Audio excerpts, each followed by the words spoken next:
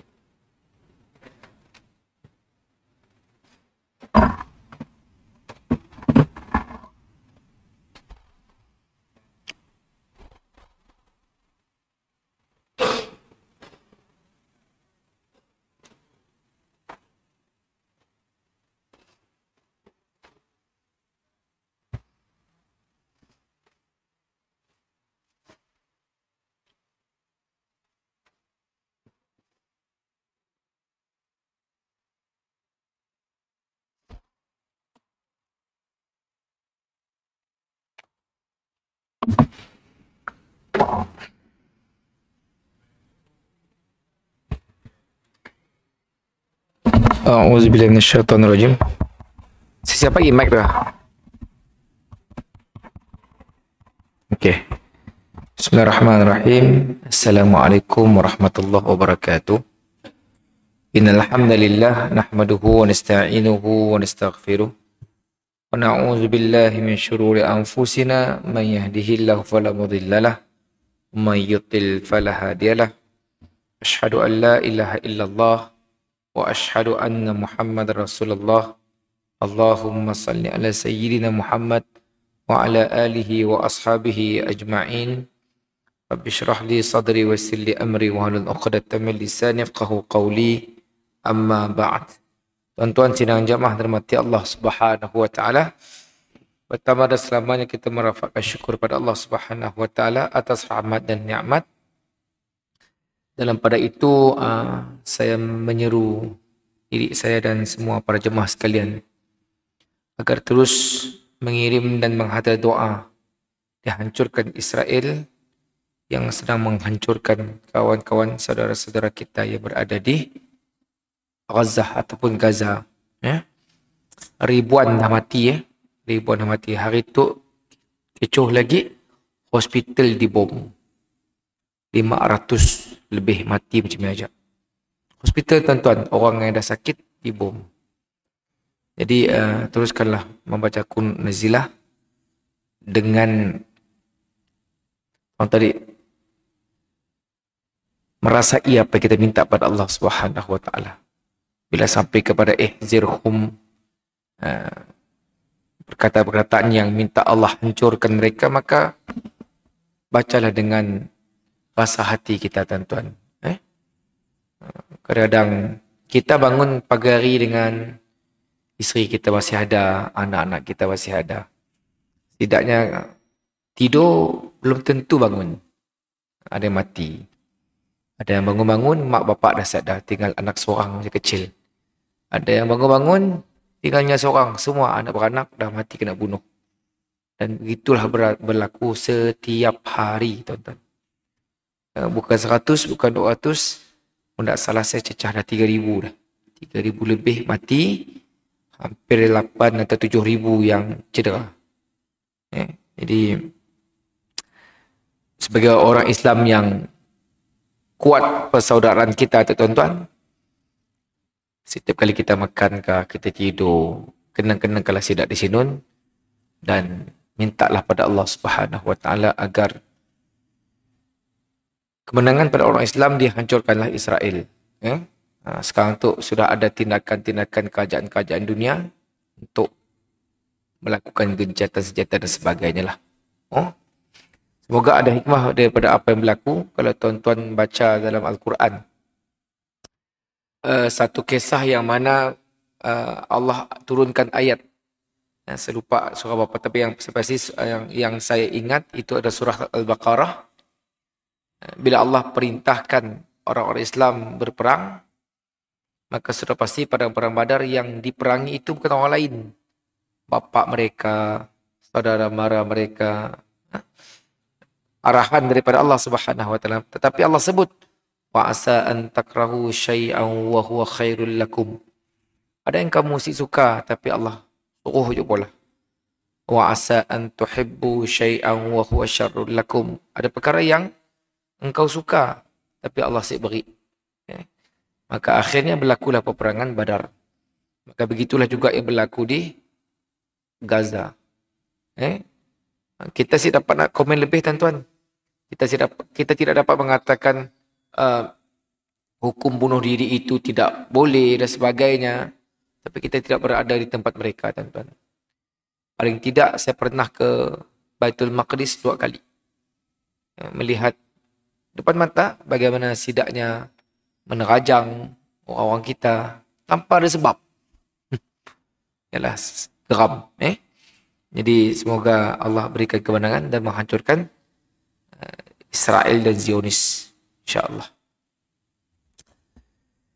Okey tuan-tuan, kita menyambung perbincangan kita dalam hadis ke-16 daripada Arba'in An-Nawawi, iaitu hadis 40.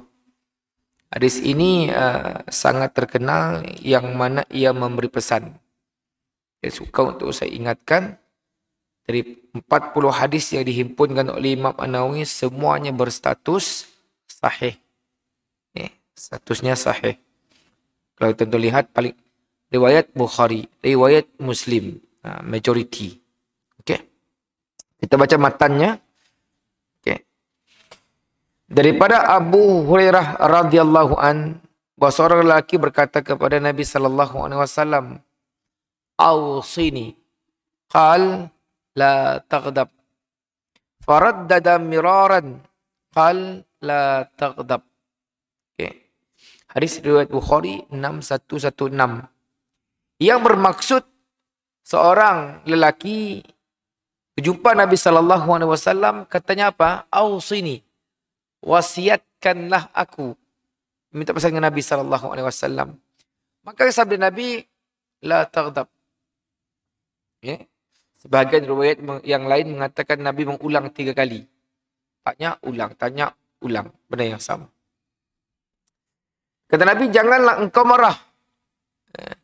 Dan kemudian beliau berulang kali bertanya dengan Nabi sallallahu alaihi wasallam, "Ausini la taghdab." Jangan kamu marah. Okey. Jadi kita lihat tuan-tuan, marah tu benda yang common. Okey, common. Setiap kita ada masa marah, tapi bagaimana yang kita disuruh untuk marah? Bagaimana yang boleh dan tidak boleh? Sebelum itu tuan-tuan, hadis ini diriwayatkan oleh Abu Hurairah. Seperti mana kita tahu, kita dah baca sedikit tentang biografi ringkas Abu Hurairah radhiyallahu an. Sekarang kita pergi kepada keistimewaan hadis. Okay. Jadi hadis yang kita baca ini tuan-tuan merupakan salah satu hadis yang menjadi rujukan berkenaan dengan akhlak, berkenaan dengan etika. Salah satu yang diberi perhatian dalam agama kita tuan-tuan adalah akhlak. Macam baru-baru tu sedang viral kan, kes kahwin. Orang berilmu tapi akhlak sedah. Akhlak bagus. Pangi si bagus. Jadi perkara kena clear lah. Ingat tuan-tuan urusan agama di bawah negeri masing-masing. Muftinya, Jabatan Besar Agamanya. Tuduhan yang dipolah oleh Syekh kepada yang kahwin baru-baru tu. Orang sampai kenal cerita pimai-pimai tantu. Wan Ismail Golok dengan Lucy kahwin. Tuduhan ujung berat. Mereka itu berzina. Astaghfirullahaladzim. Jadi berhati-hatilah dalam tuduhan. Jadi dalam agama tuan-tuan, akhlak itu mendapat tempat yang penting dalam syariat kita. Okay. Dan kita lihat pada diri Nabi SAW. Bila ditanya dengan Aisyah radhiyallahu anha, bagaimana akhlak Nabi? Apa jawab Aisyah? Kana khuluquhul Quran. Pada diri Nabi itu seperti akhlaknya seperti Al-Quran. Bagusnya dengan siapa aja. Okey.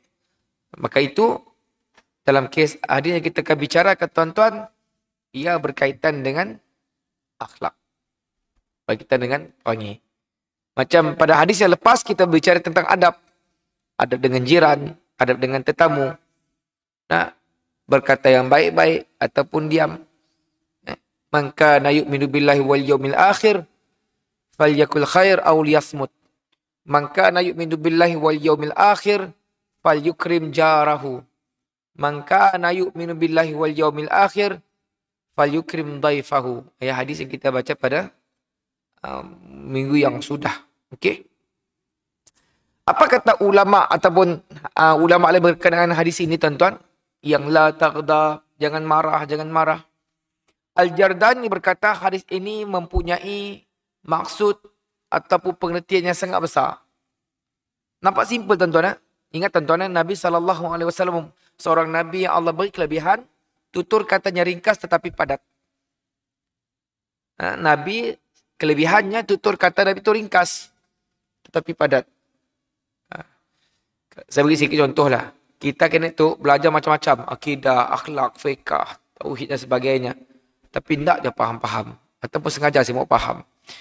Zaman Rasulullah, tidak ada pelajaran akidah, pelajaran fiqah, pelajaran tafsir. Tak ada, tuan-tuan. Tapi yang datang jumpa Nabi, faham. Bahkan Arab Badui yang datang, yang bukan menetap di Madinah, datang transit jumpa Nabi, Nabi ajar tentang akidah, faham. Seorang kan, bila Nabi, beliau bertanya dengan Rasulullah, bagaimana nak masuk syurga? Maka Nabi kata, jaga sembahyang, ringkas begitulah, zakat, puasa. Dan apa kata Nabi, kalau engkau berkehendak boleh melakukan perkara-perkara sunat. Apa katanya? Aku balik kepada keluarga, bangsa aku, maksudnya Badwin tadi. Apa katanya? Aku akan melaksanakan apa yang kau suruh, tidak mengurang dan tidak menambah. Kata Nabi, itulah antara calon-calon syurga. Okey. Jadi, ada pengertian besar. Jadi, ia merupakan kata-kata Rasulullah sallallahu alaihi wasallam yang ringkas tetapi mempunyai pengertian yang sangat padat, dan kerana ia menghimpunkan kebaikan dunia dan akhirat. Sebagai contoh lain, tuan-tuan. Dua kalam yang sangat-sangat bermanfaat. Yang the best advice, the best reference. Satu Al-Quran, satu hadis. Pagi tadi saya baca sedikit surah, iaitu surah At-Takatsur. Surah yang common lah. Tidak ada siapa yang tak tahu surah At-Takatsur. Tetapi kalau tuan-tuan lihat tafsirnya, Masya Allah. Ringkas tetapi kita akan terkesan. Sebut contoh sedikit. Alhaakumut takatsur. Celakalah bagi orang-orang yang bermegah-megah. Hatta zurtumul maqabir, sehingga ditunjukkan kubur pada, maksudnya matilah. Pas sambung lagi, kalla sawfa ta'lamun, summa kalla, ada peringatan dari Allah Subhanahu wa taala is the best. Nah, kadang-kadang bila kita hidup di dunia, tuan-tuan, kalau tanpa ada ingatan dari Allah dan Rasul, kita akan leka, layap, bahasa orang kita, layap. Kadang-kadang bahasa yang lain syok sendiri. Kita dah rasa aku dah alim dah. Aku dah bagus dah. Tapi jauh. Sebenarnya kualiti ibadah kita tu jauh sekali, tuan-tuan. Simple thing lah. Berlaku serangan di Gaza, tak ada rasa apa-apa pun. Mana kata adatnya lah. Sedangkan apa kata Nabi? La yu'minu ahadukum hatta yuhibbu akhihi li nafsihi. Tidak sempurna iman seseorang itu bila saudaranya tidak dia kasihi seperti mana dirinya. Jangan kata perang, tuan-tuan. Orang mengetuk pintu kita dum-dum-dum malam hari pun kita dah marah. Apatah lagi yang berlaku sekarang. Okey, itu ya berkenaan dengan hadis ini. Jadi walaupun Nabi kata la taghdab, tetapi pengertian di sebalik pesanan itu sangat bermanfaat. Tutur kata manusia, tutur kata kami kah, ataupun siapa-siapa para ulama kah, syekh kah, wali kah, ia adalah sekadar manusia. Nasihat. Berbeza dengan Rasulullah. In huwa illa wahyu yuha. Yang datang daripada Nabi bukan nafsu, tuan-tuan, tetapi daripada Allah Subhanahu wa taala. Kalau kita fikir sejenak, kalau Al-Quran mengingat kita, Nabi mengingat kita, kita tak peduli, siapa lagi yang boleh mengingatkan kita? Kalau Allah dalam surah At-Takatsur mengingatkan, la tarawunnal jahim, sesungguhnya mereka akan menyaksikan neraka jahanam. Kalau hati kita tidak bergetar, something wrong kita, tuan-tuan. Nah, okey, benda itu clear. Begitu juga dengan Rasulullah. Kalau Nabi berkata begini, kita sebagai orang yang mendengar, qul in kuntum tuhibbunallah fattabi'uni yuhibbukumullah. Barang siapa nak dapat redha Allah, ikutilah Rasulullah sallallahu alaihi wasallam walaupun sekecil-kecil perkara. Seperti Ibnu Abbas, tuan-tuan, Ibnu Umar. Kerana terlalu sayangkan Rasulullah, terlalu cintakan Nabi, sehingga kan kalau beliau berjalan di satu tempat, tuan-tuan, beliau akan tunduk. Maka sahabat lain bertanya, kenapa engkau tunduk, wahai Ibnu Umar? Sesungguhnya Rasulullah ketika hayatnya, lalu di jalan ini ada satu pokok. Rantingnya panjang. Maka Nabi akan menundukkan kepalanya. Kerana sayang, cinta dengan Nabi, sampai ke tahap itu pun beliau ikut. Ibnu Abbas, bukan orang tua muda, tuan-tuan, tapi berjalan seperti Nabi SAW. Sayang, tidak. Apa itu dalam perkara biasa. Belum, jangan cerita bab agama, bab ibadah. Lagi mereka taat. Jadi itu satu peringatan yang baik untuk kita. Kalau Nabi SAW kita tidak ingin taat, yang mana Nabi SAW kelak yang akan memberi syafaat, yang akan mengatakan ini adalah umatku. Kalau saya ringkaskan hadis Haudul Kausar, di mana Nabi SAW menghalau, tuan-tuan, umatnya yang melakukan perkara-perkara yang tidak Nabi sukai. Yang Nabi tidak buat. Apa kata Jibril? Sesungguhnya engkau tidak tahu apa yang mereka buat ketika engkau telah wafat. Setelah itu Nabi halau, tuan-tuan. Kalau kita manusia yang waras, kita fikir sejenak. Kalau Nabi Muhammad, Nabi kita, tuan-tuan, halau kita, nak ke mana? Nak ke mana, tuan-tuan? Di saat kita hidup, sembahyang kita mau ikut Nabi, ibadah kita ikut apa-apa aja. Kita belajar. Kelas macam-macam, sangat. Kelas hadisnya, kelas fiqh, tafsir dan sebagainya. Okey?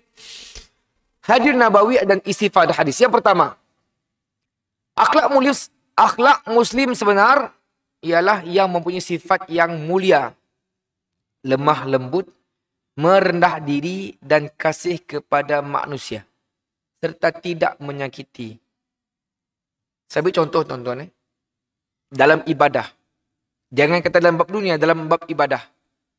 Ketika Rasul jadi imam, terdengar suara baby menangis, Nabi akan ringkaskan salat. Nampak? Nabi prihatin. Nabi tidak ingin. Bahkan Muaz bin Jabal jadi imam, baca panjang, orang komplain dengan Nabi. Nabi bukannya marah dengan orang yang komplain. Tapi Nabi pesan dengan Muaz bin Jabal. Sebab bila nak jadi imam, tangga di belakang ada orang yang si TKB, ada orang yang ada urusan lain. Banyak. Jangan sampai agama menjadi fitnah kepada yang kita buat menjadi fitnah kepada agama kita. Di samping itu juga dia dapat menahan diri daripada marah kepada orang lain dan bermanis muka dalam semua keadaan. Cerita paling simple, tuan-tuan, cerita di Taif. Ya Allah, mau cerita di Taif, tuan-tuan, ialah tahap sabar manusia paling tinggi. Pergi ke Taif nak berdakwah, dihina. Bayangkan, tuan-tuan boleh bayangkan, Nabi berikut, lari, tuan-tuan, kena dikejar. Dikejar dengan anak-anak kecil, orang-orang gila dengan batu tikam. Baling. Berdarah-darah, tuan-tuan. Uzaifah coba mengelabat. Dia pun berdarah-darah. Sabarnya Nabi. Nabi duduk di satu kebun anggur, apa kata Nabi? Nabi mengadu. Walaupun riwayat hadisnya dhaif, tapi masih lagi dapat kita gunakan dalam bab nasihat. Antara doa Nabi apa? Ya Allah, kemana lagi kau nak hantar aku? Kepada kaum yang menolak dakwahku dan kepada kaum yang mengancamku. Datang Jibril, tuan-tuan. Jibril bersama dengan malaikat penjaga gunung. Kan? Apa kata Jibril? Ya Rasulullah, tu ada 2 malaikat jaga gunung tu. Kalau kau perintahkan mereka angkat gunung, hempap Taif anytime. Kalau kita, tuan-tuan, sikan gunung tu je, ada gunung lain sih. Hempap, bantai habis. Tapi Nabi kata apa? Jangan. Setidaknya, si tahu. Mereka tidak tahu.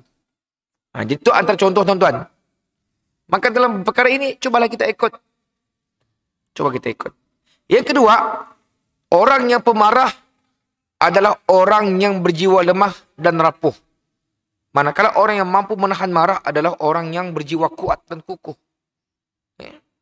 Ukuran kuat dan lemahnya seseorang tidak dilihat daripada kemampuannya dalam memukul ataupun menendang, tapi dilihat sejauh mana dia mampu menahan hawa nafsu ketika sedang marah. Kadang-kadang kita nanggap orang marah tu, berapi-api, tuan-tuan. Tapi orang yang paling hebat adalah orang yang boleh cool down. Di saat kita dicerca, dihina, ditahan, digam, macam-macam, kita masih lagi boleh senyum. Sabar. Yang ketiga, Imam Al-Ghazali berkata, ahli ilmu berpendapat bahawa berlakunya sifat marah ini kerana urat saraf manusia ditarik oleh syaitan. Ini bermakna orang yang suka marah berarti telah mengikat persahabatan dengan syaitan. Kata-kata Imam Al-Ghazali, Hujjatul Islam. Dan kita pernah dengar hadis kan, tempat laluan syaitan itu adalah salur darah. Maka berpuasalah kalau ia boleh menyempitkan saluran-saluran syaitan ini. Okey. Yang keempat, ada pun perkataan la taghdab, jangan marah. Yang dikatakan kepada lelaki tersebut ialah jangan menuruti hawa nafsu kemarahan itu. Jangan marah di sini bukan literal begitu. Kata ulama lain, jangan menuruti hawa nafsu. Apa bahasa kita dengar? Jangan ikut hati mati. Ikut nafsu binasa. Dan bukanlah maksudnya melenyapkan sama sekali nafsu. Mustahil kita boleh hilangkan nafsu, tuan-tuan. Tetapi kita boleh kontrol. Kan? Contohnya bagi lelaki. Ada nafsu kepada perempuan. Tetapi tidak mampu. Apa kata Nabi? Puasa. Tahan. Tidak dapat dibuang nafsu, tuan-tuan, tapi ditahan. Contoh, macam kes baru tu bila terlalu hati sikit-sikit nak anak orang, sikit-sikit nak tak tahulah apa masalah kan. Maka perlukan apa? Tazkiyatun nafs, penyucian jiwa. Kan? Kerana kemarahan adalah satu-satunya daripada tabiat manusia yang tidak mungkin dihapuskan. Nafsu. Okay. Oleh itu maksud Rasulullah SAW dengan larangannya kepada perkara menimbulkan kemarahan itu dan bersabda dalam hadis yang lain, jauhilah kemarahan kerana ia adalah bara api yang menyala-nyala dalam hati anak Adam. Cubalah lihat apabila salah seorang kamu dalam keadaan marah, kedua matanya merah, urat lehernya kelihatan timbul. Apabila salah seorang berasa marah, hendaklah dia berbaring atau duduk di atas muka bumi. Pernah juga Rasulullah SAW menerangkan bahawa kemarahan itu daripada syaitan. Sesungguhnya syaitan itu dijadikan daripada api. Api hanya dapat dipadamkan dengan air. Apabila seseorang dalam keadaan marah, maka hendaklah dia berwuduk. Biasa kita dengar, tuan-tuan, bila marah, duduk. Kalau marah berdiri, tuan-tuan, makin jadi. Nah, suruh duduk. Kalau dia suruh duduk pun tak dapat, tuan-tuan, baring. Kalau baring pun tak dapat, tinggalkan. Lari. Wuduk, tuan-tuan. Tenangkan diri. Perbanyakkan istighfar. Okey. Semua kita dalam masjid tu pasti ada rasa marah. Cepat nak marah. Bahkan arwah bapa saya dulu adalah orang yang barat.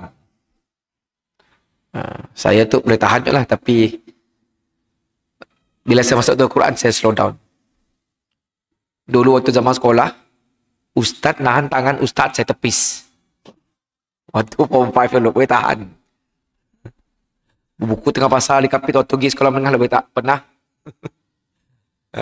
Zaman-zaman dulu. Tapi bila masuk ke Quran, saya mula menghafal Quran, saya slow down. Slow down. Ya. Tapi si bagus tuan-tuan. Tidak baik perasaan marah yang tidak terkawal. Yang kelima, emosi kita harus matang terlebih dahulu dalam mengenali dan menerima diri sendiri. Jika tidak, tentu kita akan tersalah langkah. Dan perkara yang kita buat sudah tentu perbuatan yang salah. Akhirnya kita berasa akan bersalah dan cemas kerana semakin kita matang, berumur, maka sepatutnya semakin kita pandai untuk mengawal perasaan kita, tuan-tuan. Kalau masih juga tidak dapat mengawal, kita lihat daripada diri kita. Okay. Seperti mana saya sebut di awal tadi. Kalau ingatan Allah, Rasul tidak dapat mengawal kita, apalagi tuan-tuan? Apalagi. Okay. Yang keenam, seseorang yang cenderung menggunakan emosinya dalam berfikir, menandakan bahawa emosinya belum matang. Banyak saya jumpalah. Asal berbincang je nak marah. Asal berbincang je nak marah. Jangan kata orang biasa lah. Ustaz sama juga. Saya jumpa banyak di agensi agama. Bincang hal akademik. Marah. Apa nak marah saya ada? Relax lah. Kita orang jemaah mungkin tak tahulah. Kami yang duduk dalam satu bumbung. Tahulah. Bagi saya, kalau marah tuan-tuan, saya ketinggalkan. Sebab kalau orang marah, boleh selesai masalah sih. Saya beri simple thing lah. Kalau tuan-tuan marah, pergi kedai order makan. Betul sih order. Betul order kita. Mau dah marah. Sih betul. Nasi, mie yang sedap pun akan rasa pahit, rasa masin. Bila jiwa dah panas. Nah, tidak pelik tukang masak. Nyaman dah masak aku tu, tiba-tiba nyaman dah masin. Kawan tengah manas. Kan? Okay. Kita perhatikan seorang yang sakit jantung. Dia datang kepada doktor untuk berubat. Lantas disyorkan supaya berhenti merokok sementara. Tetapi kerana emosinya, dia mengabaikan saranan doktor tersebut. Nak mati-matilah. Boleh apa kalau doktor marah? Doktor remind. Ingatkan kita. Tetapi kita pula yang rasa marah. Maka apa yang berlaku bila nasihat doktor kita abaikan, doktor kata stop. Perbuatan ini boleh memberi kesan yang tidak baik pada jantung tuan. Tiba-tiba kita pulang nak marah dengan doktor tadi. Kerana marah tuan-tuan, akhir kita mendapat, mana kata lah saya. Itu saya beri satu contoh lah kan. Ataupun dalam bab ibadah. Datang ustaz tegur. Minta maaf Tuan Haji, jangan buat lagi benda ni. Tak elok, Nabi tak ajar. Tiba-tiba kita nak marah. Siapa kau? Sedangkan orang nak selamatkan kita daripada di akhirat kelak kita tidak diakui umat oleh Rasulullah. Tapi kita marah. Pelik. Terus kita gam ustaznya. Sedangkan ustaznya nak memberi peringatan kita. Akhirnya kita mencari-cari ustaz-ustaz yang boleh menyenangkan kita. Kita ingin ustaz saya sampaikan sesuatu yang nafsu kita inginkan. Ada perkara-perkara yang kita tidak ingin. Cari ustaz-ustaz yang boleh bercakap mengikut apa yang kita nak. Masalah tuan-tuan. Agama itu milik Allah, milik Rasulullah. Kita mengajar apa yang perlu untuk masyarakat. Bukannya apa yang mereka suka. Jadi kalau perkara ini berlaku, marah mendepani akalnya, maka ia akan memberi kesan yang tidak baik. Akhirnya orang yang berpenyakit dipesan doktor, tak nak ikut, marah, tetap juga melanggar arahan, akhirnya meninggal. Akibat jantung yang parah. Kalau setakat mati, still okey tuan-tuan. Tapi kalau di akhirat kelak, kesannya berat. Saya baru ada staf masuk Jabatan Mufti. Maka saya beri sedikit ingatan. Apa kata saya? Sebarkan dakwah dengan rasa ikhlas. Bukan kerana inginkan orang suka. Sebarkan. Sebab, tuan-tuan lihat ada orang menyebarkan dakwah, penuh orang dengar. Tapi, subuh esoknya tetap kurang di masjid. Apa masalah? Orang datang malam penuh. Penuh. Tapi subuh esok sikit sap juga. Apa kesan dakwah? Tapi ada orang simple je mengajar. Tapi Masya Allah, jemaah. Okay. Jadi, agama bagi saya adalah milik Allah dan Rasul. Kekal sampai mati, bukan milik kita. Maka ikutlah apa yang dibawa oleh agama kita. Ketujuh, jika kita menurutkan emosi yang meluap-luap, sudah tentu kita akan kehilangan arah. Kemana akan melangkah dan apa yang harus dilakukan. Orang matang emosinya cukup mengenali dirinya sendiri untuk menyedari apa yang menganjal di hatinya dan menggunakan sejumlah pengetahuan yang diperolehi dari pengalaman sebelumnya. Ketidakmampuan untuk mengakui batas-batas kemampuan kita atau mengenai punca yang menjadi pencetus emosi, kemarahan boleh mengakibatkan banyak kecemasan dan kekecewaan. Apa kata orang tua? Telajak perahu dapat diundur. Telajak kata buruk padanya. Okay. Lagi-lagi, genglah ustaz lah macam saya tu bahaya. Telajak kata, telajak perahu boleh diundur. Telajak kata, contoh kita mengajar benda yang tak betul. Kita mengatakan benda tersebut zina, sedangkan perkara tersebut sah. Kita mengatakan benda tersebut Nabi ajar, sedangkan Nabi tak ajar. Wih, kesan besar tuan-tuan. Bukan di dunia tuan-tuan kesannya nun. Di akhirat pula. Berat. Ya? Kalau di dunia still okey. Still dapat berpatah balik. Tapi kalau tuan-tuan beranggapan yang kita buat itu betul dan ditegur pun masih juga. Jadi kekecewaan di akhirat itu lebih berat. Ke-8, Luqmanul Hakim. Luqmanul Hakim tuan-tuan bukan seorang nabi tetapi seorang sarjana, seorang bijak pandai. Tapi nama disebut oleh Allah dalam Quran. Apa nasihatnya kepada anaknya? Hai anakku, 3 perkara tidak diketahui kecuali pada 3 keadaan. 3 perkara tidak diketahui kecuali pada 3 keadaan. Orang yang sabar tidak diketahui. Orang yang sabar tidak diketahui kecuali ketika marah. Kan? Orang yang berani tidak diketahui kecuali ketika perang. Dan sahabat sejati tidak diketahui kecuali ketika berhajat.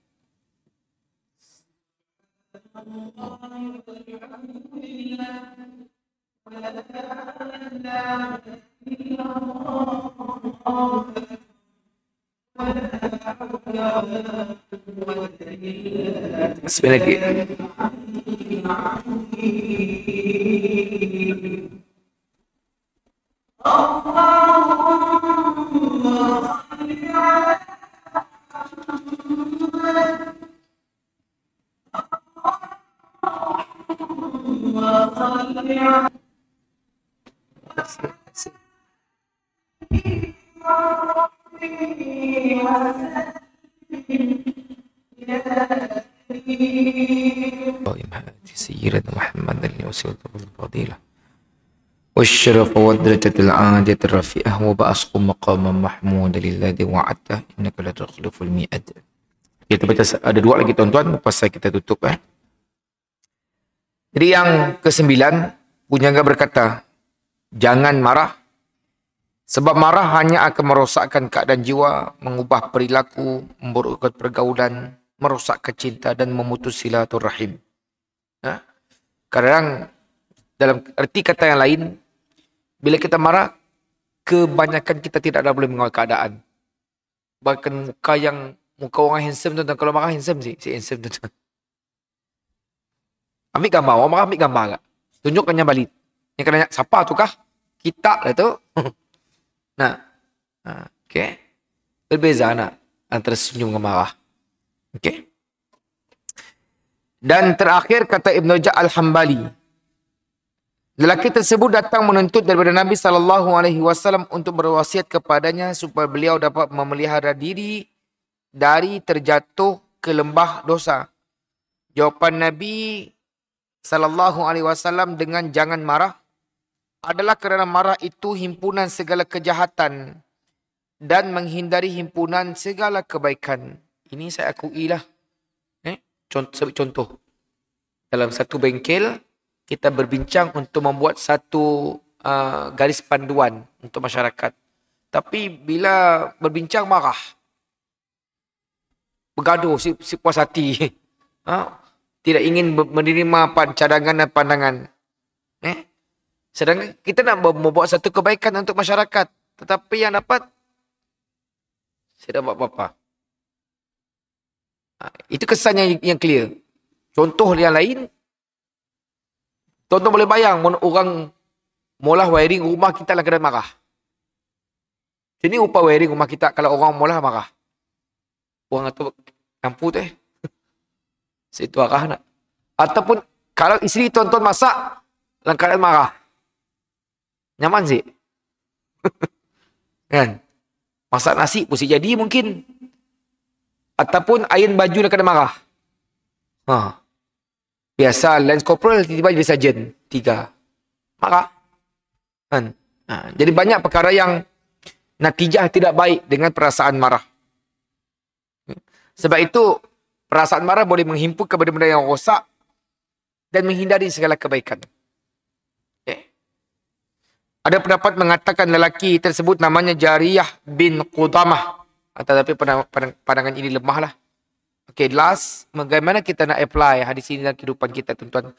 Quran, hadis, bila Quran, tuan-tuan, tiga peringkat. Belajar, faham, amal. Begitu juga dengan hadis. Dengar, sekarang kita proses memahami, lepas ini kita coba untuk apply. Hadis di atas, tuan-tuan, menegaskan jangan marah. Sebab marah tidak akan menyelesaikan masalah, tetapi menambah masalah. Bukan yang memudahkan urusan, tetapi menambah urusan-urusan yang lain. Dikatakan bahawa Nabi Allah Isa AS pernah menasihati Yahya bin Zakaria AS seraya bersabda, sesungguhnya aku mengajar kepada kamu ilmu yang bermanfaat, iaitu jangan marah. Ini menunjukkan betapa pentingnya kita menjaga emosi kita dalam keadaan yang mencabar. Imam Ibn Daqiq Al-Aid berkata, sesungguhnya syaitanlah yang mendorong kepada kemarahan. Kerana setiap orang yang menginginkan perkara yang terpuji, maka syaitan akan menahannya dan menjauhkannya dari keredaan Allah. Ucapkanlah a'udzubillahi minasyaitanir rajim, merupakan senjata paling kuat untuk menolak tipu daya syaitan. Ketahuilah, banyak kesilapan yang terjadi dalam hidup sehingga kadang-kadang membawa ke tahap membunuh berlaku disebabkan kemarahan yang di luar kawalan. Orang boleh bercerai, orang boleh bertumbuk kerana marah yang tidak terkawal. Macam kes Abang Sagai kan. Habis orang disepak lah. Dan last kawan masuk jail. Biasa. Antara doa Nabi, as'aluka kalimatal haq fil ghadab war rida. Aku bermohon kepadamu kalimah yang sebenar ketika marah dan juga rida. Wallahu ta'ala alam. Mudah-mudahan kita dapat mengambil manfaat daripada hadis ini, tuan-tuan. Tenangkan diri kita dengan jadi orang pemarah, tuan-tuan. Orang marah tu, tuan-tuan, cepat sakit jantung. Jadi kita ingin hidup kita tenang. Maka ambillah pengajaran, peringatan daripada Nabi SAW untuk kehidupan yang lebih baik. Wallahu ta'ala alam. InsyaAllah kita akan sambung pada bulan 11. Dalam hadis yang ke-17. Kita tutup dengan membaca tasbih kafarah dan suratul asr. Bismillahirrahmanirrahim. Wal asri innal insana lafi khusr illa allazina amanu wa amilus salihat wa tawasaw bil haqq wa tawasaw bis sabr. Subhanakallah bihamdika asyhadu an la ilaha illa anta astaghfiruka wa atubu ilaik. Terima kasih atas perhatian. Maaf atas kekurangan. Assalamualaikum warahmatullahi wabarakatuh. Terima kasih semua. Terima kasih atas tontonan. Sampai jumpa lagi malam besok.